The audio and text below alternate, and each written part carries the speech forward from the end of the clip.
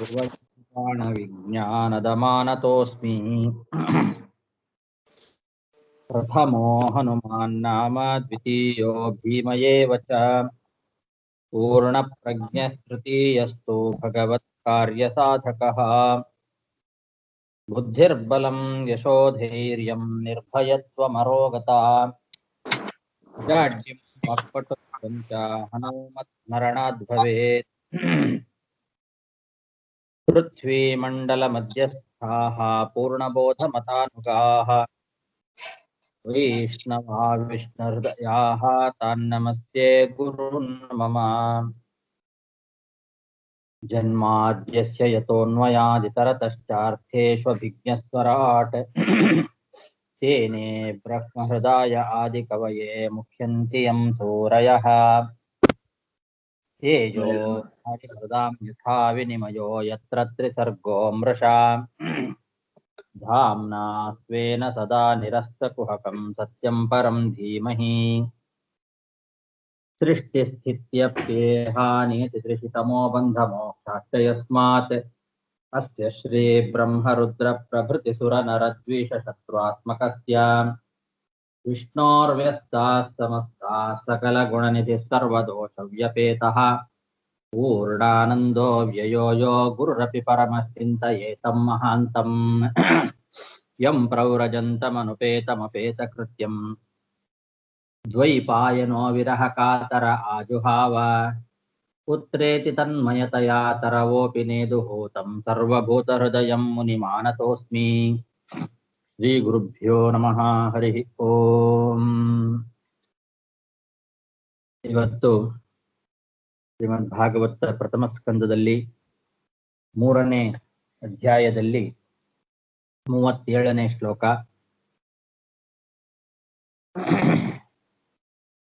ನ ಚಾಸ್ಯ ಕಶ್ಚಿನ್ನಿಪುಣಂ ವಿಧಾತುಃ ಅವೈತಿ ಜಂತುಃ ಕುಮನೀಷ ಊತಿಂ ನಾಮಾನಿ ರೂಪಾಣಿ ಮನೋವಚೋಭಿಃ ಸಂತನ್ವತೋ ನಟಚರ್ಯಾಮಿವಾಜ್ಞಃ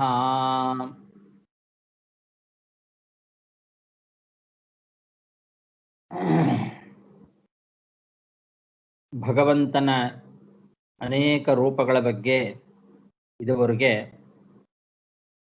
ಅನೇಕ ವಿಷಯಗಳನ್ನು ತಿಳಿಸಿಕೊಟ್ಟಿದ್ದಾರೆ.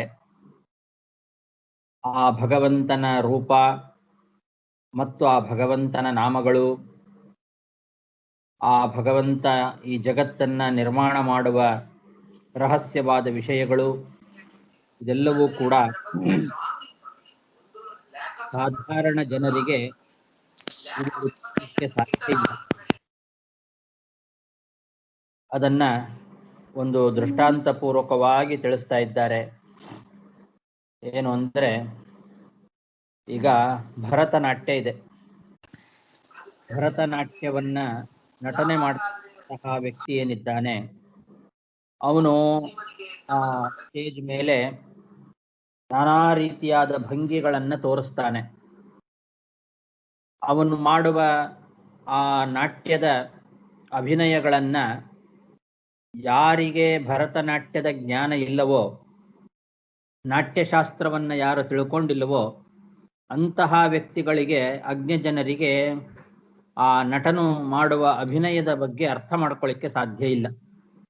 ಯಾರು ನಾಟ್ಯಶಾಸ್ತ್ರವನ್ನ ತಿಳ್ಕೊಂಡಿದ್ದಾರೋ ಅವರಿಗೆ ಮಾತ್ರ ಆ ಒಬ್ಬ ನಟ ಅಭಿನಯಿಸುವ ಎಲ್ಲ ಅಭಿನಯಗಳನ್ನ ಅರ್ಥ ಮಾಡ್ಕೊಳ್ಳಿಕ್ಕೆ ಸಾಧ್ಯ. ಯಾರಿಗೆ ಆ ನಾಟ್ಯದ ಜ್ಞಾನ ಇಲ್ಲವೋ ಅಂಥವರು ಭರತನಾಟ್ಯವನ್ನ ಅಭಿನಯ ಮಾಡ್ತಕ್ಕಂತಹ ವ್ಯಕ್ತಿಯ ನಟನ ಅಭಿನಯವನ್ನ ಅರ್ಥ ಮಾಡ್ಕೊಳ್ಳಿಕ್ಕೆ ಹೇಗೆ ಸಾಧ್ಯ ಇಲ್ಲವೋ, ಅದರಂತೆ ವೇದಾದಿಗಳನ್ನ ಅಧ್ಯಯನ ಮಾಡದೇ ಇರತಕ್ಕಂತಹ ಅಜ್ಞ ಜನರು ಭಗವಂತ ಮಾಡುವ ಈ ಒಂದು ಜಗತ್ತಿನ ನಿರ್ಮಾಣ, ಆ ಭಗವಂತನ ನಾಮಗಳು, ಭಗವಂತನ ರೂಪಗಳು, ಇವುಗಳನ್ನ ಮಾತಿನಿಂದಾಗಲಿ ಮನಸ್ಸಿನಿಂದಾಗಲಿ ತಿಳ್ಕೊಳ್ಳಿಕ್ಕೆ ಸಾಧ್ಯ ಇಲ್ಲ. ವೇದವೇ ಅದನ್ನ ಹೇಳ್ತದೆ. ಯಥೋ ವಾಚೋ ನಿವರ್ತಂತೆ ಅಪ್ರಾಪ್ಯ ಮನಸಾ ಸಹ ಅಂತ ಉಪನಿಷತ್ತು ಆ ಭಗವಂತನನ್ನ ಮಾತಿನಿಂದಾಗಲಿ ಮನಸ್ಸಿನಿಂದಾಗಲಿ ಪೂರ್ಣವಾಗಿ ನಾನು ಹೇಳ್ತೇನೆ ಅಂತ ಹೊರಟ್ರೆ ಹೇಳಲಿಕ್ಕೆ ಸಾಧ್ಯ ಇಲ್ಲ. ಅದು ತಿರುಗಿ ವಾಪಸ್ ಬರ್ತದಂತೆ ವೇದಗಳು, ನನ್ನ ಕೈಯಿಂದ ಸಾಧ್ಯ ಇಲ್ಲ ಅಂತ. ಅಂಥ ಮಹಾಮಹಿಮ ಭಗವಂತ. ಹಾಗಾಗಿ ಅವನ ಮಹಿಮೆಗಳನ್ನ ಸಾಧಾರಣ ಜನರಿಗೆ ತಿಳ್ಕೊಳ್ಳಿಕ್ಕೆ ಸಾಧ್ಯ ಇಲ್ಲ ಅಂತ ಹೇಳ್ತಾ ಇದ್ದ. ಕಶ್ಚಿತ್ ನಿಪುಣಂ ವಿಧಾತುಃ ಜಂತುಃ ಕುಮನೀಶಃ ಊತಿಂ ಅವೈತಿ. ಹಾಗೆ ನಾಮಾನಿ ರೂಪಾಣಿ, ಆ ಭಗವಂತನ ನಾಮಗಳು ರೂಪಗಳು, ಮನೋವಚೋಭಿಹಿ, ಮನಸ್ಸು ಮತ್ತು ಮಾತುಗಳಿಂದ ತಿಳ್ಕೊಳ್ಳಿಕ್ಕೆ ಸಾಧ್ಯ ಇಲ್ಲ ಅಂತ ಅರ್ಥ. ಸಂತನ್ವತೋ ನಟಚರ್ಯಾಂ ಇವ ಅಜ್ಞಃ. ನಟಚರ್ಯೆಯನ್ನ ಹೇಗೆ ಅಜ್ಞನಾದವನು ತಿಳ್ಕೊಳ್ಳಿಕ್ಕೆ ಸಾಧ್ಯ ಇಲ್ವೋ ಅಭಿನಯವನ್ನ ಅದೇ ರೀತಿ ಅಂತ ಅರ್ಥ.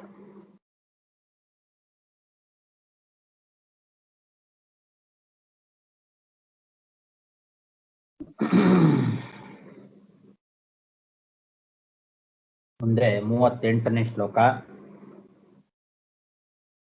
ಸವೇದಧಾತು ಪದವೀಂ ಪರಸ್ಯ ದುರಂತ ವೀರ್ಯಸ್ಯ ರಥಾಂಗಪಾಣೇಃ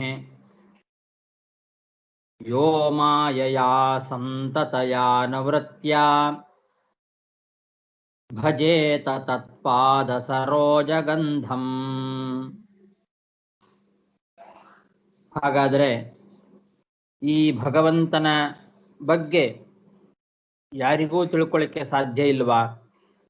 ಯಾರು ತಿಳ್ಕೊಳ್ತಾರೆ ಅಂತ ಪ್ರಶ್ನೆ ಬಂದ್ರೆ ಅದಕ್ಕೆ ಇಲ್ಲಿ ಉತ್ತರವನ್ನು ಹೇಳ್ತಾ ಇದ್ದಾರೆ. ಸವೇದ, ಯಾರು ತಿಳಿತಾರೆ ಅಂತಂದ್ರೆ, ಯಾರು ವೇದಗಳನ್ನ ಪ್ರಮಾಣ ಅಂತ ತಿಳಿದು ಆ ವೇದಗಳಿಂದ ಪ್ರತಿಪಾದ್ಯನಾಗಿರ್ತಕ್ಕಂತಹ ಭಗವಂತನಲ್ಲಿ ನಿರ್ವ್ಯಾಜವಾದ ಪ್ರೇಮ ರೂಪವಾದ ಭಕ್ತಿಯನ್ನ ಮಾಡಿ ತಮ್ಮ ಹೃದಯ ಕಮಲದಲ್ಲಿ ಅಭಿವ್ಯಕ್ತನಾಗಿರ್ತಕ್ಕಂತಹ ಆ ಭಗವಂತನ ಪಾದ ಕಮಲಗಳಲ್ಲಿ ಮನಸ್ಸನ್ನ ಇಟ್ಟು ಚಿಂತನೆಯನ್ನ ಮಾಡ್ತಾರೋ ಅಂತಹ ಭಕ್ತರು ಮಾತ್ರ ಆ ಭಗವಂತನನ್ನ, ಅವನ ಸ್ವರೂಪವನ್ನ ತಿಳಿಲಿಕ್ಕೆ ಸಾಧ್ಯ. ಆ ಭಗವಂತ ದುರಂತ ವೀರ್ಯ, ರಥಾಂಗಪಾಣಿ ಅಂದ್ರೆ ಚಕ್ರವನ್ನ ಧಾರಣೆ ಮಾಡಿದ್ದಾನೆ. ಅವನ ಪರಾಕ್ರಮ ಅದಕ್ಕೆ ಅಂತ್ಯ ಇಲ್ಲ. ದುರಂತ ವೀರ್ಯ ಅಂದ್ರೆ ಅಂತ್ಯ ಇಲ್ಲದೆ ಇರತಕ್ಕಂತಹ ಪರಾಕ್ರಮವುಳ್ಳವನು, ಅನಂತ ಪರಾಕ್ರಮಿ ಅಂತ ಅರ್ಥ. ಅಂತಹ ಅನಂತ ಪರಾಕ್ರಮಿಯಾದ ಚಕ್ರಪಾಣಿಯಾದ ಆ ಭಗವಂತನ ಸ್ವರೂಪವನ್ನ ವೈದಿಕರು ವೇದಾಧ್ಯಯನವನ್ನ ಮಾಡಿ ಆ ಭಗವಂತನಲ್ಲಿ ಉತ್ತಮವಾದ ಭಕ್ತಿಯನ್ನ ಯಾರು ಮಾಡ್ತಾರೋ ಅಂಥವರು ಮಾತ್ರ ತಿಳಿಲಿಕ್ಕೆ ಸಾಧ್ಯ ಅಂತ ಹೇಳ್ತಾ ಇದ್ದಾರೆ.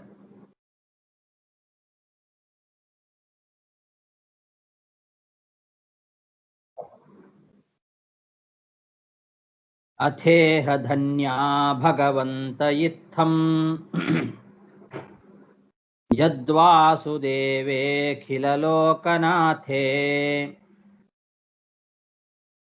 ಕುರ್ವಂತಿ ಸರ್ವಾತ್ಮಕ ಆತ್ಮಭಾವಂ ನ ಯತ್ರ ಭೂಯ ಪರಿವರ್ತ ಉಗ್ರಹ. ಸೂತ ಪುರಾಣಿಕರು ಆಚಾರ್ಯ ಆತ್ಮಭೂತಂ ಇದೆ ನನ್ನಲ್ಲಿ. ಆತ್ಮಭೂತಂ, ಭೂತಂ ರೈಟ್, ಆತ್ಮಭೂತಂ, ಸರ್ವಾತ್ಮಕ ಆತ್ಮಭೂತಂ. ಕುರ್ವಂತಿ ಸರ್ವಾತ್ಮಕ ಆತ್ಮಭಾವಂ ಅಂತ ಇದೆ ಅಲ್ವಾ? ಓಕೆ, ನನ್ನಲ್ಲಿ ಆತ್ಮಭೂತಂ ಇದೆ. ಆತ್ಮಭೂತಂ. ಓಕೆ.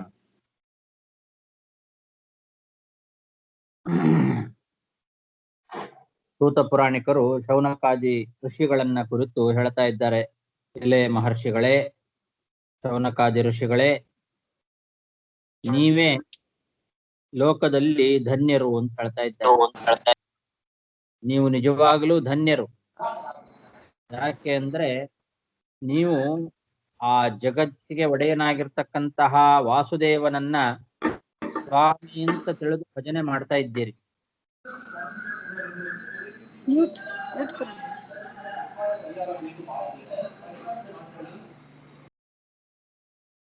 ಆ ಭಗವಂತನನ್ನ ನೀವು ಸ್ವಾಮಿ ಅಖಿಲ ಲೋಕನಾಥ ಅಂತ ತಿಳಿದು ಆ ಭಗವಂತನನ್ನ ನೀವು ಸ್ತೋತ್ರ ಮಾಡ್ತಾ ಇದ್ದೀರಿ. ಎಲ್ಲ ವಿಧದಿಂದಲೂ ಕೂಡ ನೀವು ಅವನನ್ನ ಸ್ವಾಮಿ ಅಂತ ತಿಳ್ಕೊಂಡಿದ್ದೀರಿ. ನಾವು ಅವನ ಭೃತ್ಯರು ಅಂತ ತಿಳಿದು ಉಪಾಸನೆ ಮಾಡ್ತಾ ಇದ್ದೀರಿ. ಇದೇ ಆತ್ಮಭಾವ,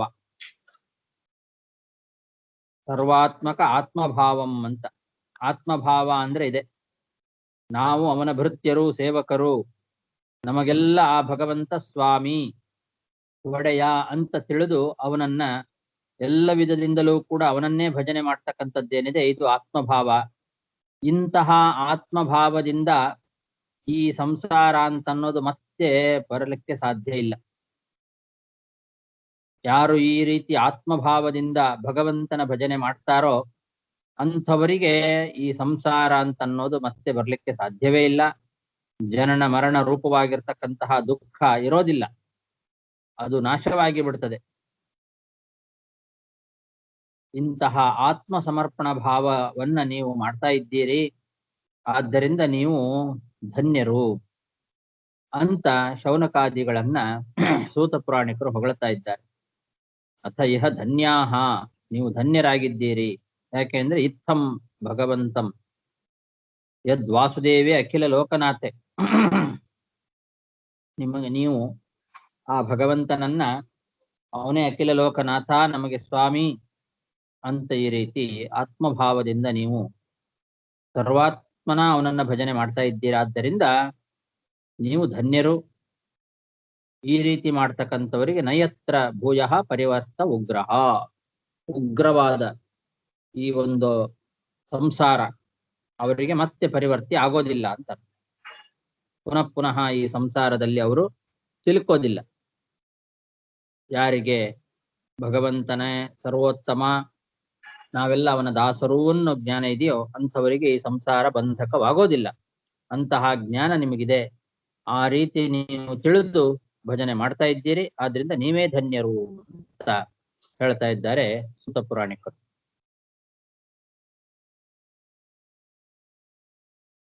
ಇದಂ ಭಾಗವತಂ ನಾಮ ಪುರಾಣಂ ಬ್ರಹ್ಮ ಸಂಹಿತಂ ಉತ್ತಮ ಶ್ಲೋಕ ಚರಿತಂ ಚಕಾರ ಭಗವಾನ್ ಋಷಿ. ಹಿಂದೆ ಶೌನಕಾದಿ ಋಷಿಗಳೆಲ್ಲರೂ ಕೂಡ ಸೂತ ಪುರಾಣಿಕರ ಹತ್ರ ಪ್ರಶ್ನೆ ಮಾಡಿದ್ರು. ಶ್ರೀ ಕೃಷ್ಣ ಪರಮಾತ್ಮ ತನ್ನ ಅವತಾರ ಕಾರ್ಯವನ್ನ ಮುಗಿಸಿದ ನಂತರದಲ್ಲಿ ಧರ್ಮ ಯಾರ ಆಶ್ರಯವನ್ನ ಪಡೀತು ಅಂತ ಪ್ರಶ್ನೆ ಮಾಡಿದ್ರು. ಆ ಪ್ರಶ್ನೆಗೆ ಈ ಶ್ಲೋಕದಲ್ಲಿ ಉತ್ತರವನ್ನ ಕೊಡ್ತಾ ಇದ್ದಾರೆ. ಅದಕ್ಕೆ ಉತ್ತರವನ್ನ ಕೊಡ್ಲಿಕ್ಕೋಸ್ಕರನೇ ಇದುವರೆಗೆ ಪೀಠಿಕಾ ರೂಪದಲ್ಲಿ ಭಗವಂತನ ಬಗ್ಗೆ ತಿಳಿಸಿ, ಈಗ ನೀವು ಕೇಳಿದ ಪ್ರಶ್ನೆಗೆ ನಾನು ಉತ್ತರವನ್ನ ಹೇಳ್ತೇನೆ. ಶ್ರೀ ಕೃಷ್ಣ ಪರಮಾತ್ಮ ಪರಂಧಾಮವನ್ನ ಸೇರಿದ ನಂತರದಲ್ಲಿ ಆ ಧರ್ಮ ವೇದವ್ಯಾಸ ದೇವರಲ್ಲಿ ಆಶ್ರಯವನ್ನ ಪಡೀತು ಅಂತ ಹೇಳ್ತಾ ಇದ್ದಾರೆ. ವೇದವ್ಯಾಸ ದೇವರು ಆ ಧರ್ಮವನ್ನ ರಕ್ಷಣೆ ಮಾಡ್ಲಿಕ್ಕೋಸ್ಕರ ಶ್ರೀಮದ್ ಭಾಗವತ ಎಂಬ ಗ್ರಂಥವನ್ನ ರಚನೆ ಮಾಡಿದರು. ಭಾಗವತವನ್ನು ನಿರ್ಮಾಣ ಮಾಡಿರ್ತಕ್ಕಂತಹ ವೇದವ್ಯಾಸ ದೇವರಲ್ಲೇ ಆ ಧರ್ಮ ಆಶ್ರಯವನ್ನ ಪಡೀತು ಅಂತ ಹೇಳ್ತಾ ಇದ್ದಾರೆ. ಈಗ ಧರ್ಮ ಅನ್ನೋದು ಭಾಗವತದಲ್ಲಿ ಇದೆ. ನೀವು ಏನು ಪ್ರಶ್ನೆ ಮಾಡಿದ್ರಿ, ಧರ್ಮ ಯಾರನ್ನ ಆಶ್ರಯವನ್ನ ಪಡೀತು, ನಮಗೆ ಧರ್ಮವನ್ನ ಉಪದೇಶ ಮಾಡಿ ಅಂತ ಏನು ಕೇಳಿದ್ರಿ, ಅದಕ್ಕೆ ಉತ್ತರವಾಗಿ ನಾನೇನು ಹೊಸದಾಗಿ ಪುರಾಣವನ್ನ ನಿಮಗೆ ರಚನೆ ಮಾಡಿ ಹೇಳೋದಿಲ್ಲ. ಸರ್ವಜ್ಞರಾಗಿರ್ತಕ್ಕಂತಹ ಆ ವೇದವ್ಯಾಸ ದೇವರು ವೇದಗಳಿಗೆ ಸಮಾನವಾಗಿರ್ತಕ್ಕಂತಹ ಒಂದು ಪುರಾಣವನ್ನ ರಚನೆ ಮಾಡಿದ್ದಾರೆ. ಭಗವಂತನ ಮಹಿಮೆಗಳನ್ನ ಕೊಂಡಾಡ್ತಕ್ಕಂತಹ ಪುರಾಣ ಶ್ರೀಮದ್ ಭಾಗವತ ಎಂಬುದಾಗಿ. ಇದಂ ಭಾಗವತಂ ನಾಮ ಪುರಾಣಂ ಬ್ರಹ್ಮ ಸಂಹಿತಂ. ಬ್ರಹ್ಮ ಸಂಹಿತಂ ಅಂದ್ರೆ ವೇದ, ಬ್ರಹ್ಮ ಅಂದ್ರೆ ವೇದ, ವೇದ ಸಂಹಿತಂ, ವೇದಕ್ಕೆ ತುಲ್ಯವಾಗಿರ್ತಕ್ಕಂಥದ್ದು, ವೇದಕ್ಕೆ ಸಮಾನವಾಗಿರ್ತಕ್ಕಂತಹ ಭಾಗವತ ಇದು. ಅಂತಹ ಭಾಗವತ ಪುರಾಣವನ್ನ ನಾನು ನಿಮಗೆ ಹೇಳ್ತೇನೆ. ಅದನ್ನ ರಚನೆ ಮಾಡಿದವರು ಶ್ರೀ ವೇದವ್ಯಾಸ ದೇವರು. ಆ ವೇದವ್ಯಾಸ ದೇವರು ಸಜ್ಜನರ ಶ್ರೇಯಸ್ಸಿಗೋಸ್ಕರ, ಸಜ್ಜನರಿಗೆ ಧರ್ಮವನ್ನ ತರ್ಲಿಕ್ಕೋಸ್ಕರ ಅವರಲ್ಲಿ ಆ ವೇದವ್ಯಾಸ ದೇವರು ರಚನೆ ಮಾಡಿದ ಪುರಾಣವೇ ಶ್ರೀಮದ್ ಭಾಗವತ ಪುರಾಣ. ಅದನ್ನೇ ನಾನು ನಿಮಗೆ ಹೇಳ್ತೇನೆ ಅಂತ ಅರ್ಥ.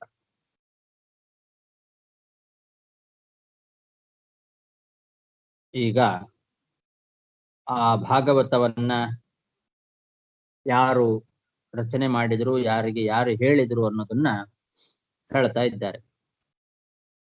ನಿಶ್ರೇಯಸಾಯ ಲೋಕಸ್ಯ ಧನ್ಯಂ ಸ್ವಸ್ತ್ಯಯನಂ ಮಹತ್ ತದಿದಂ ಗ್ರಾಹಯಾಮಾಸ ಸುತಂ ಆತ್ಮವತಾಂ ವರಂ. ವೇದಕ್ಕೆ ಸಮಾನವಾಗಿರ್ತಕ್ಕಂತಹ ಶ್ರೀಮದ್ ಭಾಗವತ ಎಂಬ ಗ್ರಂಥವನ್ನ ಸಾಕ್ಷಾತ್ ಭಗವಂತ ವೇದವ್ಯಾಸ ರೂಪದಿಂದ ರಚನೆ ಮಾಡಿದ ಅಂತ ಹಿಂದಿನ ಶ್ಲೋಕದಲ್ಲಿ ಹೇಳಿದ್ರು. ವೇದವ್ಯಾಸ ದೇವರು ಭಾಗವತವನ್ನ ರಚನೆ ಮಾಡಿ ಅದನ್ನ ತನ್ನ ಮಗನಾದ ಶುಕಾಚಾರ್ಯರಿಗೆ ಉಪದೇಶವನ್ನ ಮಾಡಿದರು ಅಂತ ಹೇಳ್ತಾ ಇದ್ದಾರೆ ಈ ಶ್ಲೋಕದಲ್ಲಿ. ನಿಶ್ರೇಯಸಾಯ ಲೋಕಸ್ಯ ಧನ್ಯಂ ಸ್ವಸ್ತ್ಯಯನಂ ಮಹತ್. ಈ ಒಂದು ಗ್ರಂಥ ಸಜ್ಜನರಿಗೆ ಮೋಕ್ಷ ಪ್ರಾಪ್ತಿಗೋಸ್ಕರ ಇರ್ತಕ್ಕಂಥದ್ದು. ಲೋಕಸ್ಯ ಅಂದ್ರೆ ಜನರಿಗೆ, ಸಜ್ಜನರಾದ ಜನರು ಮೋಕ್ಷವನ್ನ ಪಡಿಲಿಕ್ಕೋಸ್ಕರ ಅನುಕೂಲವಾಗಲಿ ಅಂತ ಮಾಡಿರ್ತಕ್ಕಂತಹ ಗ್ರಂಥ. ಸ್ವಸ್ತಿಯನ್ನ ತಂದು ಕೊಡ್ತಕ್ಕಂಥದ್ದು, ಉತ್ತಮವಾಗಿರ್ತಕ್ಕಂತಹ ಗ್ರಂಥ. ಸಾಧನೆಯನ್ನ ಮಾಡ್ತಕ್ಕಂಥವರಿಗೆ ಪುಷ್ಟಿಯನ್ನ ಕೊಡ್ತಕ್ಕಂತಹ ಗ್ರಂಥ. ಅಂತಹ ಪರಮ ಮಂಗಳಕರವಾಗಿರ್ತಕ್ಕಂತಹ ಇಂತಹ ಭಾಗವತವನ್ನ ವೇದವ್ಯಾಸ ದೇವರು ರಚನೆ ಮಾಡಿ ತನ್ನ ಮಗನಾದ ಶುಕಾಚಾರ್ಯರಿಗೆ ಅದನ್ನು ಉಪದೇಶ ಮಾಡಿದ್ದಾರೆ. ಆ ಶುಕಾಚಾರ್ಯರು ಆತ್ಮವತಾಂ ವರಂ ಅಂತ ಹೇಳ್ತಾ ಇದ್ದಾರೆ. ಅಂದ್ರೆ ಮನೋನಿಗ್ರಹವುಳ್ಳಂತವರಲ್ಲಿ ಶ್ರೇಷ್ಠರಾಗಿರ್ತಕ್ಕಂಥವ್ರು. ಸ್ವತಃ ಮನೋನಿಯಾಮಕರಾದ ರುದ್ರದೇವರೇ ಶುಕಾಚಾರ್ಯರಾಗಿ ಅವತಾರವನ್ನು ಮಾಡಿದ್ದು. ಹಾಗಾಗಿ ಆತ್ಮವತಾಂ ವರಂ, ಅವರು ಮನಸ್ಸನ್ನ ನಿಗ್ರಹ ಮಾಡಿಕೊಳ್ಳೋದ್ರಲ್ಲಿ ಶ್ರೇಷ್ಠರಾಗಿರ್ತಕ್ಕಂತಹ ವ್ಯಕ್ತಿಗಳು ಶುಕಾಚಾರ್ಯರು.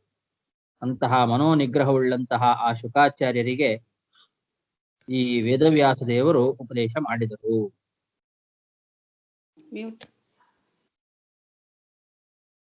ಸರ್ವವೇದೇತಿಹಾಸಾನಾಂ ಸಾರಂ ಸಾರಂ ಸಮುದ್ಧೃತಂ ತತು ಸಂಸ್ರಾವಯಾಮಾಸ ಮಹಾರಾಜಂ ಪರೀಕ್ಷಿತಂ. ಈ ಭಾಗವತ ಸಮಸ್ತ ವೇದ ಇತಿಹಾಸಗಳ ಸಾರ ಭಾಗವನ್ನ ಉತ್ತಮವಾದ ರೀತಿಯಲ್ಲಿ ಸಂಗ್ರಹ ಮಾಡಿ ಹೇಳಲ್ಪಟ್ಟಿದೆ. ಅಂದರೆ ಭಾಗವತದಲ್ಲಿ ವೇದದಲ್ಲಿ ಬರ್ತಕ್ಕಂತಹ ವಿಷಯಗಳು, ರಾಮಾಯಣ ಮಹಾಭಾರತ ಎಂಬ ಇತಿಹಾಸಗಳಲ್ಲಿ ಬರ್ತಕ್ಕಂತಹ ವಿಷಯಗಳು, ಇವೆಲ್ಲದರ ಸಾರ ಭಾಗವನ್ನ ಸಂಗ್ರಹ ಮಾಡಿ ವೇದವ್ಯಾಸ ದೇವರು ರಚನೆ ಮಾಡಿದ್ದಾರೆ. ಇಂತಹ ಶ್ರೀಮದ್ ಭಾಗವತವನ್ನ ವೇದವ್ಯಾಸ ದೇವರಿಂದ ಪಡೆದುಕೊಂಡ ಶುಕಾಚಾರ್ಯರು ಅವರು ಗಂಗಾ ತೀರದಲ್ಲಿ ಆಮರಣಾಂತ ಉಪವಾಸವನ್ನ ಸ್ವೀಕಾರ ಮಾಡಿ ಪ್ರಾಯೋಪವೇಶಕ್ಕೆ ಅಂತ ಕುತ್ಕೊಂಡಿರ್ತಕ್ಕಂತಹ ಪರೀಕ್ಷಿತ್ ರಾಜನಿಗೆ ಅವರು 7 ದಿವಸಗಳ ಕಾಲ ಈ ಭಾಗವತವನ್ನ ಶ್ರವಣ ಮಾಡಿಸಿದರು.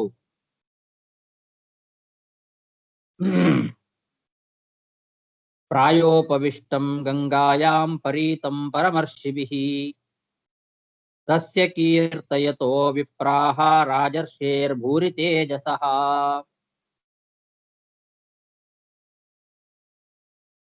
ಆ ಗಂಗಾ ತೀರದಲ್ಲಿ ಪ್ರಾಯೋಪವೇಶಕ್ಕೆ ಅಂತ ಕುಳಿತಿದ್ದ ಪರೀಕ್ಷಿತ್ ರಾಜ, ಅಂತಹ ಪರೀಕ್ಷಿತ್ ರಾಜನ ಭಾಗ್ಯ ಶುಕಾಚಾರ್ಯರು ಬಂದು ಅವನಿಗೆ ಉಪದೇಶವನ್ನ ಮಾಡಿದ್ರು. ಆ ರೀತಿಯಲ್ಲಿ ಉಪದೇಶವನ್ನ ಮಾಡುವಾಗ ಅಲ್ಲಿ ಬಹಳಷ್ಟು ಜನ ಸೇರಿದ್ರು.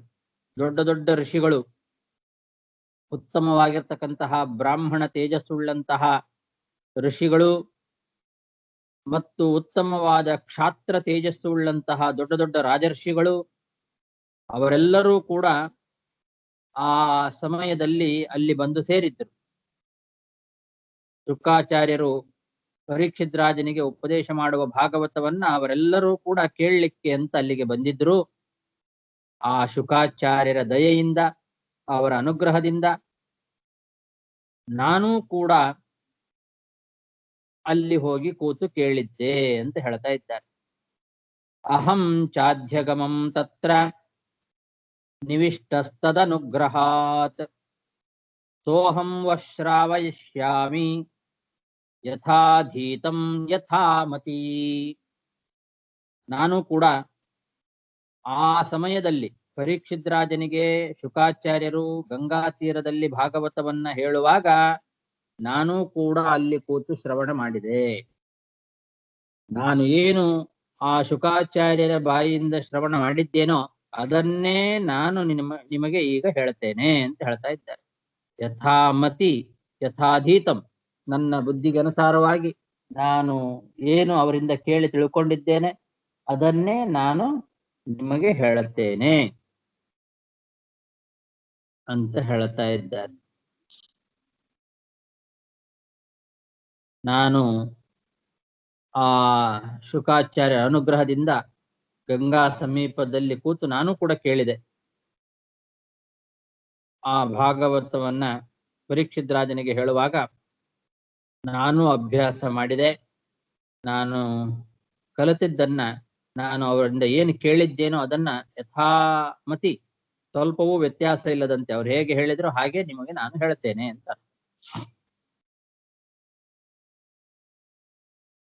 ಕೃಷ್ಣೇ ಸ್ವಧಾಮೋಪಗತೆ ಧರ್ಮಜ್ಞಾನಾದಿಭಿಃ ಸಹ ಕಲೋ ನಷ್ಟದೃಶಾಂ ಪುಂಸಾಂ ಪುರಾಣಾರ್ಕೋ ಮುನೋದಿತಃ.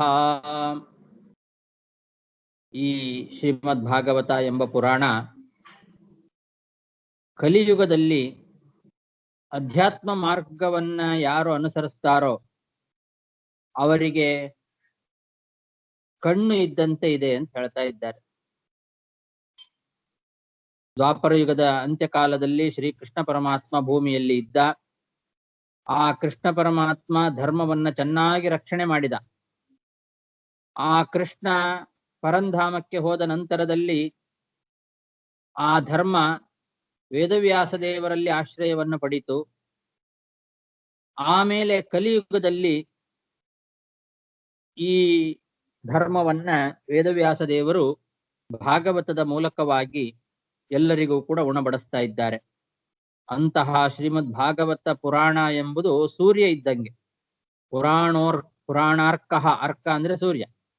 ಶ್ರೀಮದ್ ಭಾಗವತ ಎಂಬ ಪುರಾಣ ಸೂರ್ಯ ಇದ್ದಂತೆ.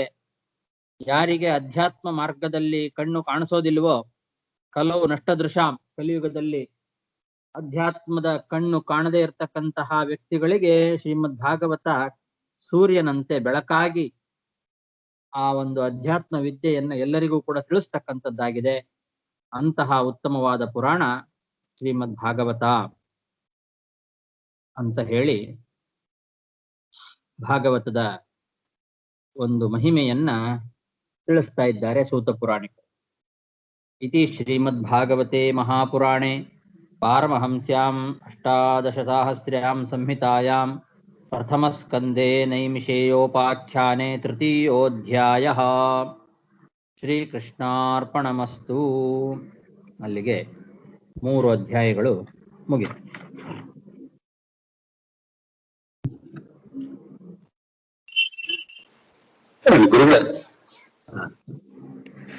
ಒಂದು ಇದು ಈಗ ಪರೀಕ್ಷಿತ್ ಮಹಾರಾಜನಿಗೆ ಇವರಿಂದ ಶಮೀಕ ಋಷಿಗಳ ಮಗನಿಂದ ಶಾಪಗ್ರಸ್ತರಾದಲ್ಲ, ಅದ ತಕ್ಷಣದಲ್ಲಿ ಅವನಿಗೆ ತಕ್ಷಕನಿಂದ ಕಚ್ಚಿ ಅವನ ಮರಣ ಆಗ್ಲಿ ಅಂತ ಅವನ ಶಾಪ ಕೊಟ್ಟ. ಅಲ್ಲಿ ತಕ್ಷಣ ಅನ್ನೋ ಪದಕ್ಕೆ ಇಲ್ಲಿ 7 ದಿವಸಗಳು ಅವನ ಭಾಗವತ ಕೇಳ್ದ ಅಂತಂದ್ರೆ ಆ 7 ದಿವಸ ತಕ್ಷಣ ಅದನ್ನ ಹೇಗೆ ಹೊಂದಿಸೋದು ಗುರುಗಳನ್ನ? ತಕ್ಷಣ ಅಂತ ಇಲ್ವಲ್ಲ, 7 ದಿವಸ ಆದ್ಮೇಲೆ ಅಂತಾನೆ ಶಾಪ. ಇವತ್ತಿಗೆ ಸರಿಯಾಗಿ 7 ದಿವಸಕ್ಕೆ ನಿನಗೆ ತಕ್ಷಕ ಬಂದು ಕಚ್ಚಿ ನಿನಗೆ ಸಾವು ಬರ್ಲಿ ಅಂತಾನೆ ಶಾಪ. ಅಲ್ಲ ಹಾಗಾದಾಗಲೂ ಈಗ ಆ ತಕ್ಷಣದಲ್ಲೇ ಅವನು ಅದ್ ಶಾಪ ಅವನಿಗೆ ಗೊತ್ತಾದ ಕೂಡ್ಲೇನೆ ಅವನ ರಾಜ್ಯ ಭಾರ ಎಲ್ಲ ಇನ್ನೊಬ್ಬರಿಗೆ ವಹಿಸಿ, ಜನಮೇಜಯಂಗೆ ವಹಿಸಿ ತಾನು ಬಂದು ಗಂಗಾ ನದಿ ದಡದಲ್ಲಿ ಕೂತ್ಕೊಂಡು ಆ ಕ್ಷಣದಿಂದನೇ ಇದು ಶುರುವಾಗತ್ತಾ ಭಾಗವತ? ಹೌದು, ಅವತ್ತಿಂದನೇ ಶಾಪ ಬಂತೋ ತಕ್ಷಣ ಅವನು ಪಶ್ಚಾತ್ತಾಪದಿಂದ ಎಲ್ಲ ರಾಜ್ಯಭಾರ ಬಿಟ್ಟು ಹೋಗಿ ಗಂಗಾ ತೀರದಲ್ಲಿ ಕೂತು ಬಿಟ್ಟ. ಆ ಸಮಯಕ್ಕೆ ಸರಿಯಾಗಿ ಶುಕಾಚಾರ್ಯ ಬಂದ್ರು, ಅದೇ ದಿವಸವೇ ಬಂದ್ರು. ಅಲ್ಲಿಂದನೇ ಭಾಗವತ ಪ್ರಾರಂಭ ಆಯ್ತು. ಅದೇ ಈ ಸಂದೇಹ ನನಗೆ ಸುಮಾರು ದಿವಸ ಇತ್ತದು. ಕೂಡಲೇ ನಡೀತದು, ಅವತ್ ಕೂಡಲೇ ಅಂದ್ರೆ ಆ ಕ್ಷಣದಲ್ಲೇ ಅಂತ ಅರ್ಥ ಅಲ್ಲ. ಅದನ್ನ ಅವನಿಗೆ ಗೊತ್ತಾಯ್ತು ನಾನು ಇನ್ನು 7 ದಿವಸದಲ್ಲಿ ಸಾಯ್ತೇನೆ ಅಂತ ಗೊತ್ತಾದ ಕೂಡಲೇ ಅವನು ಏನ್ ಮಾಡಿದ, ಎಲ್ಲ ರಾಜ್ಯಭಾರ ಜವಾಬ್ದಾರಿ ವಹಿಸಿದ. ಗಂಗಾ ತೀರದಲ್ಲಿ ಅದೆಲ್ಲ ರೆಡಿ ಆಯ್ತು ಬೇಗ ಬೇಗ, ಅದೆಲ್ಲ ಮಹಾರಾಜರ ಕಾಲ ಆದ್ರಿಂದ ಬೇಗ ಬೇಗ ಆಗತ್ತೆ. ರೆಡಿ ಮಾಡ್ಕೊಂಡ್ರು, ಹೋದ, ಗಂಗಾ ತೀರದಲ್ಲಿ ಕೂತ. ಋಷಿಮುನಿಗಳೆಲ್ಲ ಬಂದೇ ಬಿಟ್ರು. ಬಂದ್ರು, ಅವ್ರ ಹತ್ರ ಕೇಳಿದ ತಕ್ಷಣ ಅವ್ರು ಸುಮ್ಮನೆ ಇದ್ರು. ತಕ್ಷಣ ವೇದರು ಬಂದ್ರು, ಶುಕಾಚಾರ್ಯರು ಬಂದ್ರು. ಎಲ್ಲ ಕೂಡಲೇ ನಡೀತ ಎಲ್ಲವೂ ಕೂಡ. ಅವತ್ತಿನ ದಿವಸವೇ ಭಾಗವತ ಪ್ರಾರಂಭ ಆಯ್ತು. ಧನ್ಯವಾದ. ನಿರಂತರವಾಗಿ ಭಾಗವತ ಹೇಳಿದ್ರು. ಹರೇ ಶ್ರೀನಿವಾಸ. ನಮಸ್ಕಾರ ಗುರುಗಳೇ. ಹರೇ ನಮಸ್ಕಾರ ಗುರುಗಳೇ. ಅರ್ಪಣ.